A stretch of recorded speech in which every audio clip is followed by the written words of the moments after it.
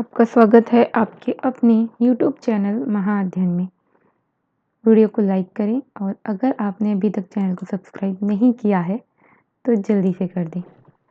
आज हम करने जा रहे हैं हमारी छठी क्लास की वर्कशीट जो है सोशल साइंस यानी सामाजिक विज्ञान की, और हमारी वर्कशीट का नंबर है 12। हमारी वर्कशीट हमारे अतीत यानी कि हिस्ट्री से है। जो पाठ हम पिछली बार कर रहे थे वही पाठ हम अभी भी कर रहे हैं, यानी आगे की ओर बढ़कर उसमें से कुछ और जानकारियों को हासिल कर रहे हैं। आज हम पढ़ रहे हैं पाठ 2 अध्याय 2 आखेटक खाद्य संग्रह से भोजन उत्पादन तक, कि किस तरीके से जो मानव है उसने शिकार करने से भोजन को इकट्ठा करने की जगह से लेकर भोजन को उत्पादन करना शुरू कर दिया, यानी कि उगाना शुरू कर दिया। तो ऐसी कौन सी चीज़ें हुई जिससे मानव ने शिकार करने इत्यादि के अलावा भोजन को उगाना शुरू किया, यानी कि उसने फसलों का उत्पादन करना शुरू किया, फसलें उगाना शुरू किया। तो चलो शुरू करते हैं। सबसे पहला जो बड़ा कारण है इसके पीछे उसका वो है बदलती हुई जलवायु। होता ये है कि करीब आज से 12,000 साल पहले पूरी दुनिया में इस तरीके के बदलाव आते हैं कि बहुत अधिक गर्मी होने लगती है। जैसे ही गर्मी बढ़ती है वैसे ही घास के मैदान उगने लगते हैं। अगर घास उगेगी तो भाई सीधी सी बात है कि ऐसे जानवर जो घास खाते हैं उन्हें पूरी मात्रा में भोजन मिलेगा और उनकी संख्या बढ़ जाएगी। तो हिरन, बकरी, भेड़ और गाय ये सभी ऐसे जानवर हैं जो घास खाते हैं, और इसी वजह से जब इनको अच्छी मात्रा में घास मिलने लगी, घास के मैदानों की संख्या बढ़ गई, घास बहुत अधिक उगने लगी, तो इनकी संख्या भी बढ़ गई। और जो लोग शिकार करते थे वो इनके पीछे पीछे जाते थे भोजन और पानी के लिए।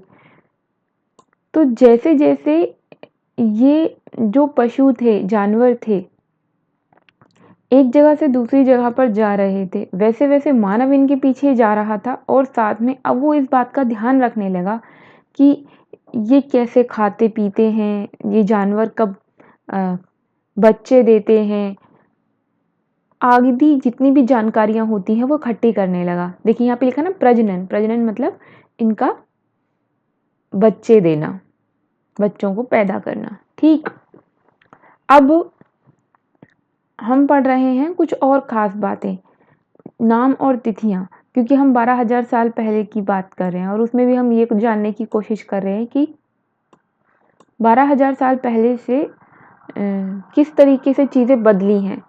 तो क्योंकि 12,000 साल पहले से चीज़ें बदलना शुरू हो गई हैं, इसलिए हमने उस समय मतलब काल, उस काल के कुछ नाम रखे हैं।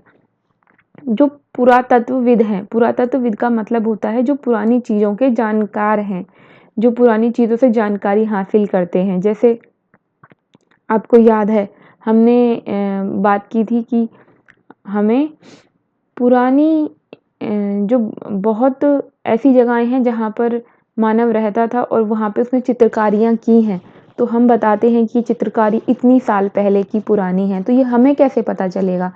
तो जो व्यक्ति पता लगाते हैं उसे हम पुरातत्वविद कहते हैं, जो पुरानी चीज़ों की जानकारी रखते हैं कि कैसे ये पता लगाया जाए कि कितनी पुरानी है, जिन्हें ये सब ज्ञान होता है, उसे हम पुरातत्वविद कहते हैं। तो जो पुरातत्वविद हैं उन्होंने अलग अलग काल के अलग अलग नाम रखे हैं, और ये नाम बड़े भी हैं। जो एकदम शुरुआती काल है उसे पुरा पाषाण काल कहा जाता है।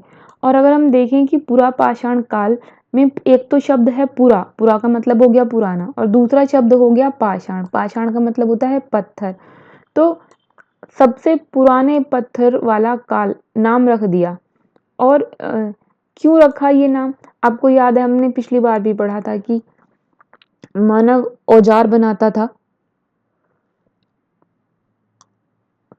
वो भी पत्थरों से, और पत्थरों से औजार बनाने के साथ साथ उसका जीवन इनके इर्द गिर्द घूम रहा है, क्योंकि इन पत्थरों के औजार के आधार पर ही वो शिकार वगैरह करके अपना भोजन इकट्ठा करता है और खाद्य संग्रह करता है तो उसमें भी उसे इन पत्थरों की ज़रूरत पड़ती है। भाई छीलना है, इकट्ठा करने के साथ-साथ उन्हें अगर तोड़कर खाना है तो इन सब चीज़ों में पत्थर इनकी मदद करते थे। और दूसरी बात के साथ तीसरी महत्वपूर्ण बात ये है कि हमें जो भी जानकारी मिल रही है इनके बारे में उसमें ये पत्थर बहुत महत्वपूर्ण है। पत्थर हमें इनके बारे में बहुत सारी जानकारियाँ दे रहे हैं।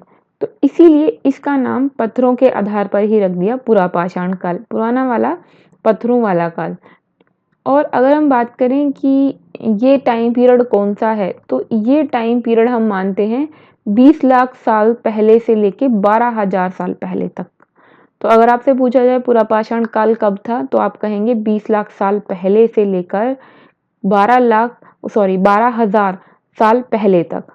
और मानव की लगभग 99% कहानी इसी काल के दौरान घटित हुई, यानी कि मानव का विकास इन्हीं 20 लाख साल से लेके 12,000 साल के बीच में हुआ। तो अब बात कर रहे हैं, जो हमने ऊपर कहा कि 12,000 साल पहले दुनिया में बड़े बदलाव आए और गर्मी बढ़ने लगी।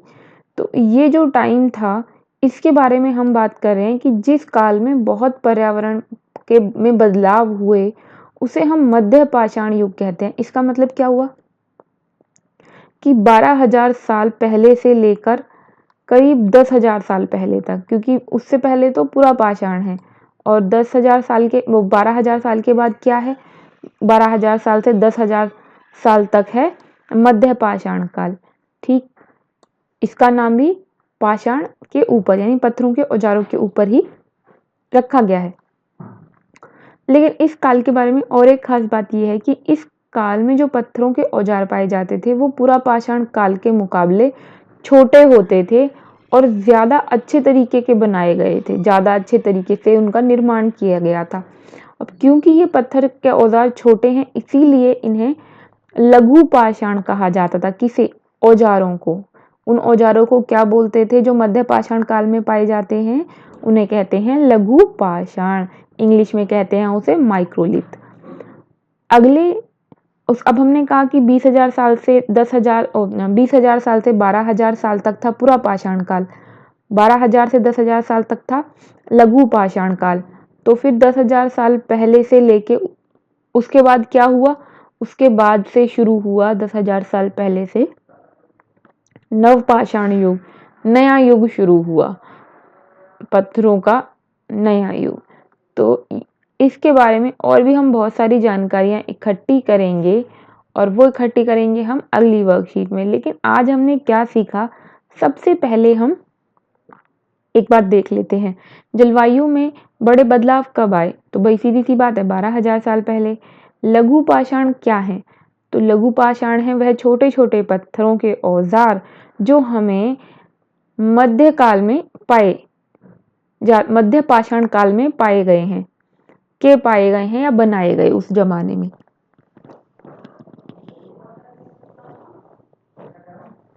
तीसरा प्रश्न हमसे पूछा गया है कि नवपाषाण युग से आप क्या समझते हैं?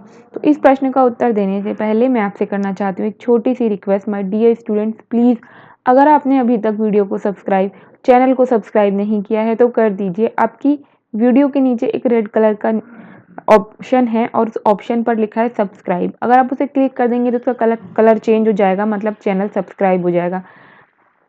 इन वीडियोस को बनाने के लिए, इस चैनल को चलाने के लिए बहुत ज़रूरी है कि आप इसे सब्सक्राइब कर दें।